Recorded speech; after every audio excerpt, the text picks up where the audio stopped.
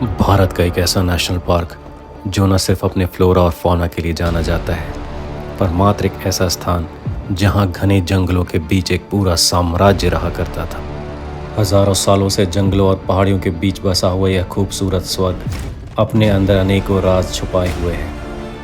अभी हाल ही में ASI यानी आर्कियोलॉजिकल सर्वे ऑफ इंडिया को यहाँ 9वीं और 11वीं शताब्दी के लगभग 26 मंदिर, 2री और 5वीं शताब्दी के लगभग 26 बुद्धिस्ट केव्स और लगभग 46 अलग अलग स्कल्पचर्स मिले हैं। साथ ही 2 मॉनेस्ट्रीज और 26 बुद्धिस्ट स्तूपा ढूंढ निकाले गए हैं। इससे पता चलता है यहाँ घने जंगलों के बीच बसा हुआ पहाड़ों के ऊपर एक फलता फूलता साम्राज्य था, जहाँ जंगल, जानवर और इंसान एक साथ रहा करते थे। यहाँ भगवान विष्णु के वराह अवतार का शायद विश्व में सबसे बड़ा स्कल्पचर मिला है और यह अपने आप में एक अचंभित कर देने वाली खोज है। आज बांधवगढ़ के इसी दूसरे पहलू को आपके सामने लेकर आएंगे और बांधवगढ़ के ऐतिहासिक और अलौकिक अवशेषों तक पहुंचकर इतिहास के पन्नों को पलटेंगे। ये है बांधवगढ़ की रहस्यमयी दुनिया।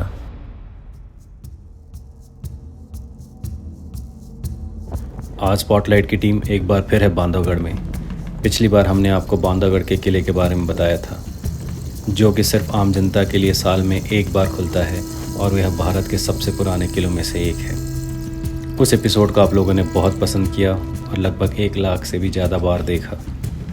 हमें लेकिन यह महसूस हुआ कि सिर्फ एक एपिसोड में बांधवगढ़ की विरासत बताना मुमकिन नहीं है।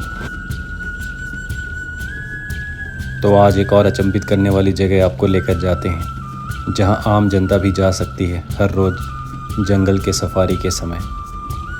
बांधवगढ़ के ताला जोन में मौजूद है लगभग 1200 साल पुरानी कलाकृतियों का समूह, जो आपका मन मोह लेती हैं। इसके पीछे का इतिहास और इससे जुड़ी हुई महत्वपूर्ण जानकारी हम आज आपको दोनों देने वाले हैं। यह अभ्यारण्य बाकी टाइगर रिजर्व से अलग और अनोखा इसीलिए है क्योंकि यहाँ आप न सिर्फ एक वाइल्ड लाइफ एंथुजियास्ट के रूप में आ सकते हैं, बल्कि ऐतिहासिक दृष्टि से यह एक महत्वपूर्ण स्थान है। यहाँ लगभग 2nd सेंचुरी से 20th सेंचुरी तक अलग अलग काल में मनुष्य और जंगली जानवर एक साथ सभ्यता और समय को बदलते हुए देखते आ रहे हैं।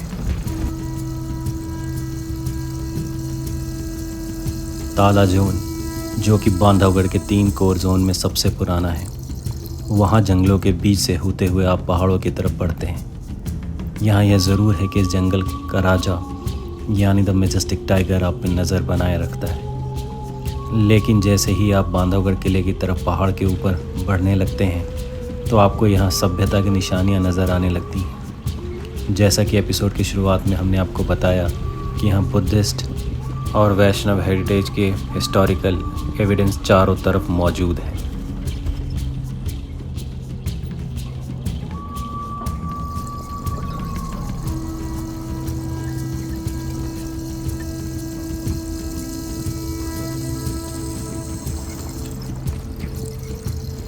जैसे ही आप लगभग आधी दूरी तय करते हैं, वहाँ आपको कुछ सीढ़ियाँ चढ़ने के बाद एक अकल्पनीय स्थान को देखने का मौका मिलता है, जिसे लगभग 1200 साल पहले छेदी के कलचुरी राजा युवराज देव के समय उनके एक मंत्री, जिनका नाम गोलक था, उनके द्वारा बनाई गई एक मंदिर है, जहाँ आज भी ब्रह्मा, विष्णु और महेश की प्रतिमा मौजूद है।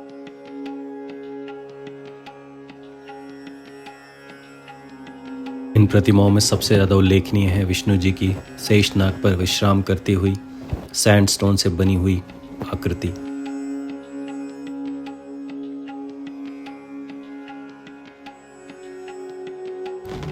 आज के हमारे एपिसोड में हम ज़्यादा समय यहीं बिताएंगे और इस शानदार शिल्पकारी और इस समय के इतिहास के बारे में और जानकारी प्राप्त करेंगे।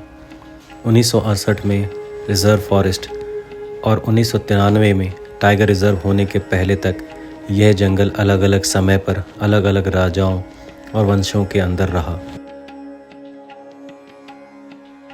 यह एक लगभग 35 फुट लंबी विष्णु जी की लेटे हुए अवस्था में मूर्ति है।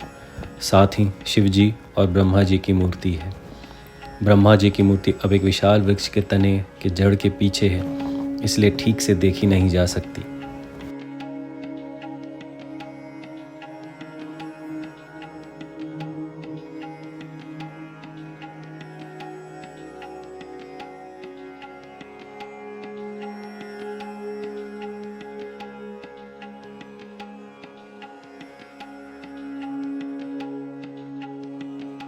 इसकी बनावट और प्लेसमेंट बहुत ही यूनिक है। इसे एक सिंगल सैंडस्टोन से कार्व कर कर बनाया गया है। पहाड़ के अलग अलग हिस्सों से पानी की कई धाराएं मिलकर एक मुख्य धारा बनाती है, जो कि विष्णु जी की प्रतिमा के पैर के आसपास आकर गिरती है और फिर एक कुंड में जाकर इकट्ठा हो जाती है, जो आप सामने देख सकते हैं। नीचे जाकर यही कुंड का पानी एक नदी का रूप ले लेती है। क्योंकि यह विष्णु जी के मूर्ति के पैरों पे यानी चरण को छू कर जाती है, इसलिए इस नदी को चरण गंगा भी कहा जाता है। बांधवगढ़ के सभी छोटे बड़े नदी नाले बरसात के पानी के ऊपर ही निर्भर करते हैं। इसीलिए गर्मी के मौसम में जब यहाँ तापमान लगभग 45 से 48 डिग्री सेल्सियस तक पहुँच जाता है, वह सूख जाते हैं। लेकिन उस समय भी इस कुंड का पानी कभी नहीं सूखता। इसी वजह से ताला जोन बाकी जोन के कंपैरिजन में ज़्यादा हरा भरा है और यहाँ पे जंगली जानवरों की संख्या ज़्यादा है। लगभग 100 साल के बाद फिर से एक बार 2022 में ASI ने यहाँ सर्वे किया और बांधवगढ़ ने ASI को निराश नहीं किया। जैसा कि मैंने आपको पहले बताया, बुद्धिस्ट और वेस्टर्निज्म पीरियड के कई अवशेष यहाँ पर प्राप्त हुए।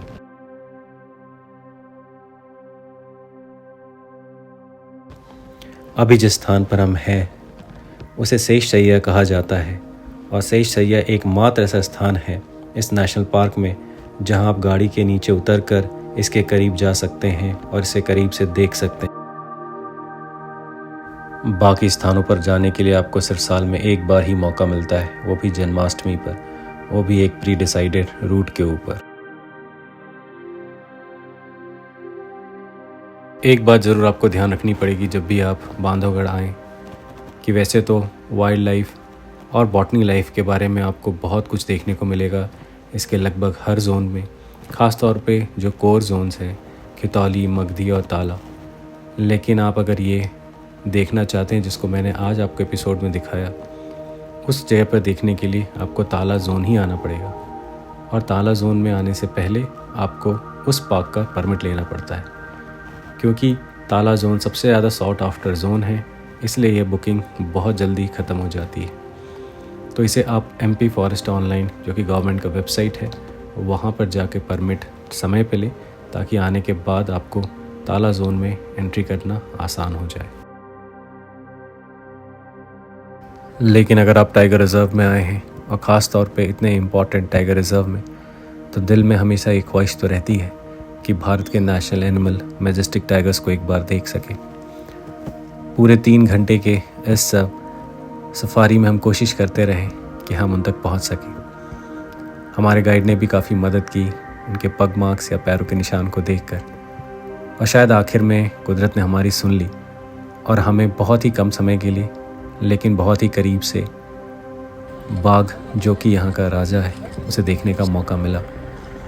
जमोल एक मेल है और बहुत ही हेल्दी है और उसकी ब्यूटी और उसका स्ट्रेंथ देखकर हम लोगों को अंदाज़ा होता है कि क्यों इस जानवर को भारत का नेशनल एनिमल बनाया गया होगा। मैं कोई कंपैरिजन नहीं करना चाहता, लेकिन इतना ज़रूर कहता हूँ कि जंगल तो कई हैं, लेकिन बांधवगढ़ जैसे जंगल बहुत ही कम। इसी के साथ आपसे विदा लेते हैं और आपको छोड़ जाता हूँ कुछ लम्हों के साथ जो हमने बिताए बांधवगढ़ में।